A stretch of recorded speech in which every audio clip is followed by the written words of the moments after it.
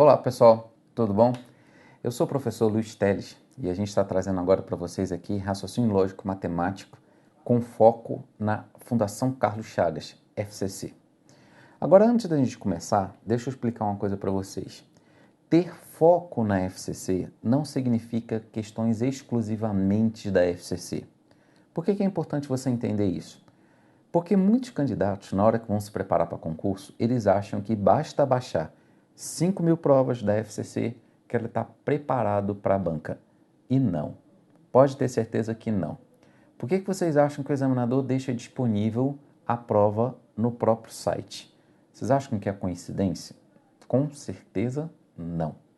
Eles sabem que as pessoas vão fazer isso e eles querem fazer com que as pessoas pensem daquele jeito. É como se eles dissessem, por exemplo, eu vou dar queijo para o rato. Então eles querem que a pessoa siga aquele caminho. Então, o que você tem que fazer enquanto estratégico?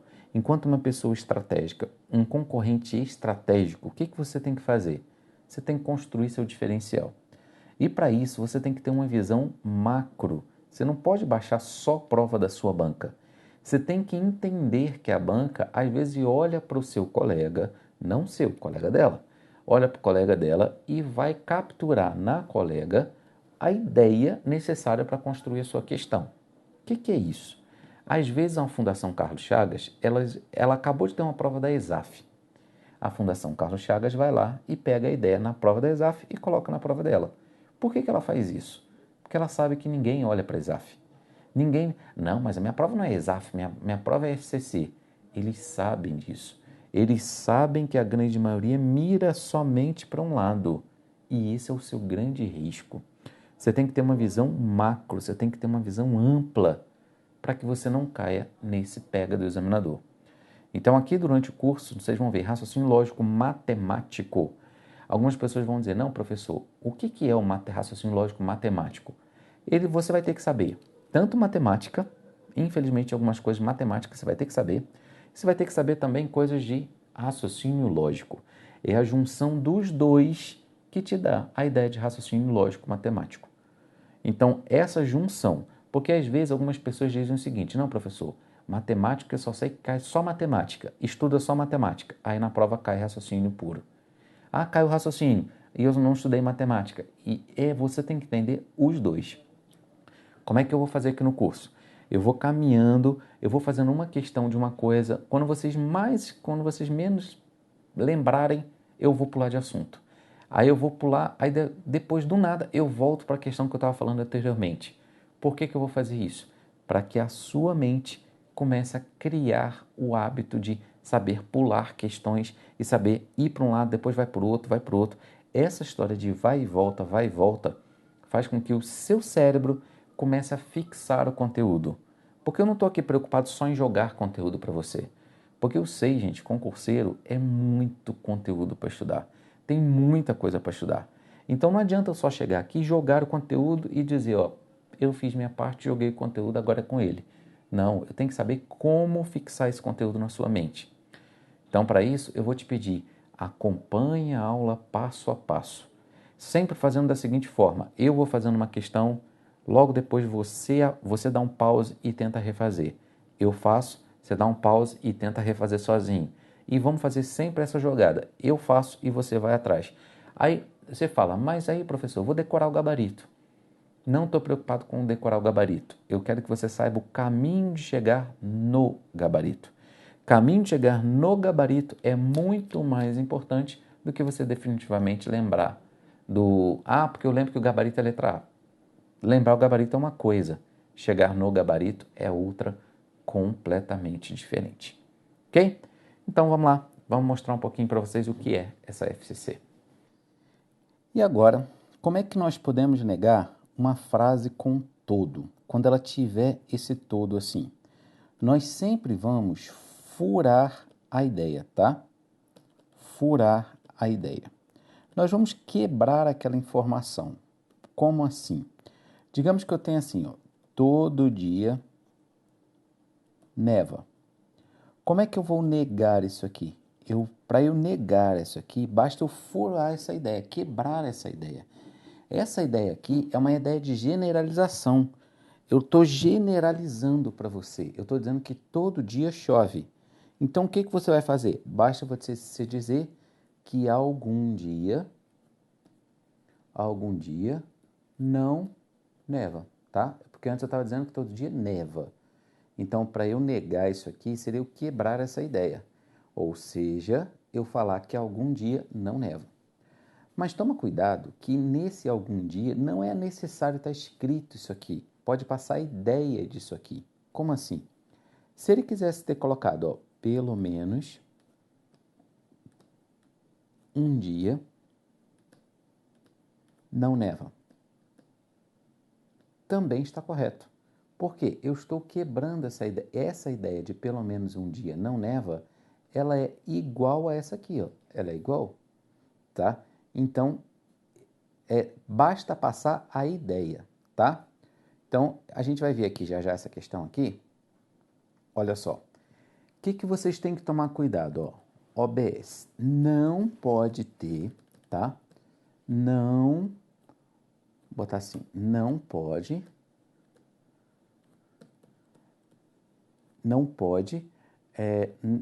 negar usando nenhum, tá? Então, isso aqui é muito importante vocês entenderem. Não pode negar utilizando nenhum. Por exemplo, se ele dissesse a negação todo dia neva, aí você tiver uma das opções lá dizendo nenhum dia neva, tá errado. A negação do todo nunca vai poder ser o nenhum. Você tem que quebrar aquela ideia.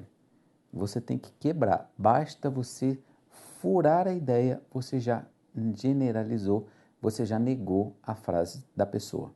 Certo? Então, para negar, o que eu quero que vocês tomem cuidado? A negação nunca pode ser nenhum. Não pode negar usando nenhum. Tomem cuidado com essa observação, que a maioria cai nesse peguinha aqui. Ok? Então, olha só. E se eu tivesse uma frase condicional? Uma frase condicional, para eu negar isso aqui, é como se eu dissesse o seguinte, ó. Se eu estudo, então vou passar. Por exemplo, não, vou mudar a frase. Vou botar o seguinte, ó. Digamos que seu pai ou sua mãe fala assim para você: se você estudar, seu professor, pronto, melhor assim. Se você estudar, irá passar, tá? Me diz uma coisa, quando é que você vai apontar o dedo na cara dele ou dela e você falar você é um mentiroso ou uma mentirosa? Ou seja, quando é que a frase desta pessoa será negada? Para eu negar essa frase, lembre-se que é como se eu dissesse que a pessoa mentiu, tá? Lembre-se que o então não precisa estar escrito aqui, ó. Se você estudou, então não precisa, pode estar subentendido, tá? Então, olha só, se você estudar, então irá passar. Como é que você nega essa frase? Você vai falar o quê? Você estudou, tá? E não passou. Concorda que quando isso aqui acontecer, a pessoa mentiu para você? Porque ela falou, ó, se você estudar, então irá passar. Mas aí você estudou e não passou. Então, isso aqui, ó, acontece o quê? A pessoa mentiu. Então, se a pessoa mentiu, você negou a frase dela. Tá? Mas o que eu quero que vocês capturem aí de importante nessa jogada? Primeira coisa, você está vendo que você não colocou outro se aqui? A negação de uma frase com se nunca vai poder ter outro se. Isso nunca, certo? Então, onde tiver o se, não pode ter se na negação. Quando aqui está a, para eu negar, eu vou colocar a. O que quer dizer isso? Eu estou dizendo, mantenha a primeira, não mexa na primeira. E o que eu faço com a segunda? O que eu fiz com a segunda? Aqui está dizendo que irá passar. E você não passou. Toma cuidado que raciocínio lógico não é tempo verbal, é a ideia, tá? A ideia está dizendo aqui que irá passar. Você não passou. Então, o que fez com a segunda frase? Negou, tá? Então, quando é que você vai negar uma condicional? Para você negar uma condicional, você vai ter que manter a primeira frase. Quando eu coloco a e a, eu estou dizendo manter. Qualquer frase que tiver escrito lá, eu vou manter, eu não vou mexer nela. E, no lugar do então, se transforma no e, nega a segunda frase. Vou dar outro exemplo. Se eu tivesse assim, ó, se não chove, então o gato não late. Não precisa ter lógica nenhuma a frase, tá? A frase, o que eu quero que vocês capturem a ideia? Que isso aqui é uma condicional. É só isso que eu preciso. Eu preciso que ela seja uma condicional.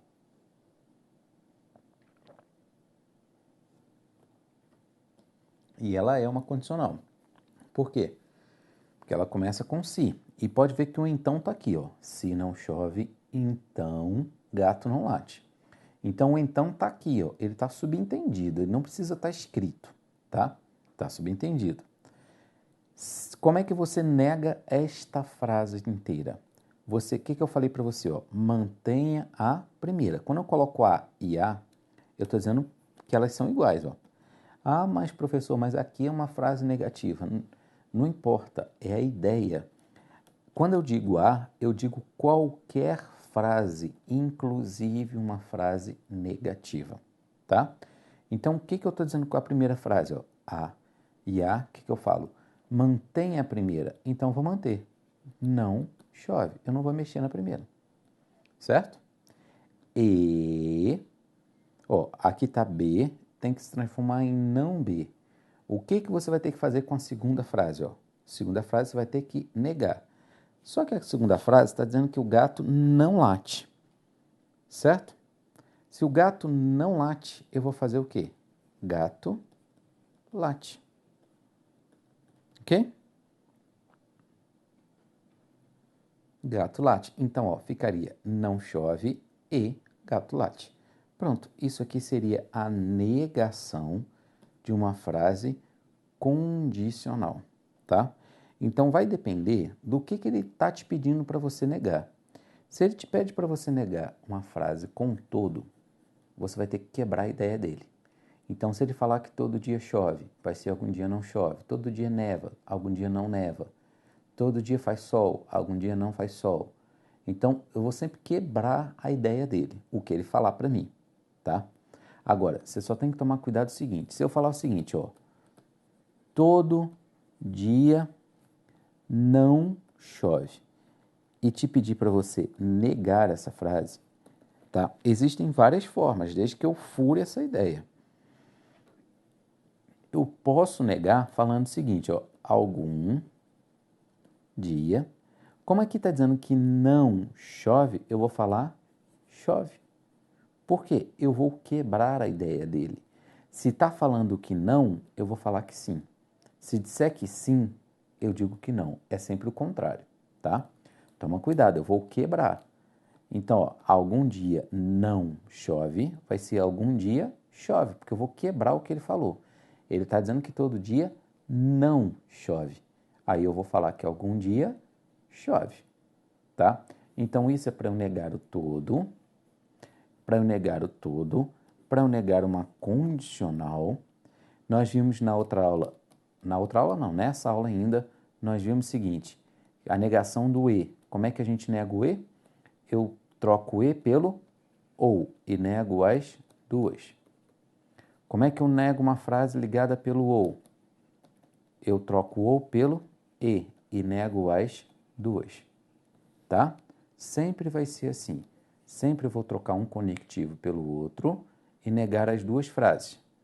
Eu vou trocar um conectivo pelo outro e negar as duas frases, tá? Lembrando que negar as duas, negar não quer dizer aparecer um não.